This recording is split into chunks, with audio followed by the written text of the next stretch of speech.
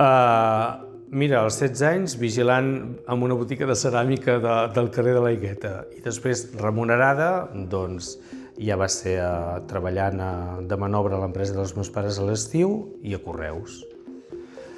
2, francès i... Bueno, 3, francès, català i castellà, però clar, no... Un referent polític, en Macià.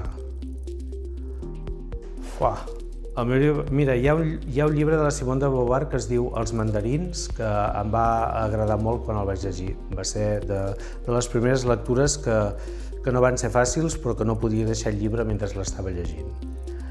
Una pel·lícula, L'home tranquil. Qualsevol cosa que digui ara la meva dona em pelarà perquè fa molt temps que no faig masses plats a la cuina, però els canelons em sortien molt bé. A mi la pastisseria m'agrada tota, m'agrada tota. No soc 100% bisbalec, més que 100% de mil·lenni, ni 100% del rus, però ho puc tenir tot a la taula. Si hagués de triar, potser triaria el bisbalenc de Cabell d'Àngel, el típic de tota la vida. El passeig. El 1906.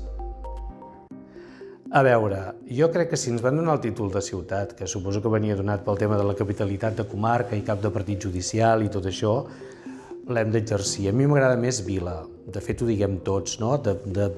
Estem al punt que estem, si hem de venir al centre, diguem, anem a la vila. Per tant, bueno, si comptem amb inversió i tot, uns 17 milions d'euros, diria.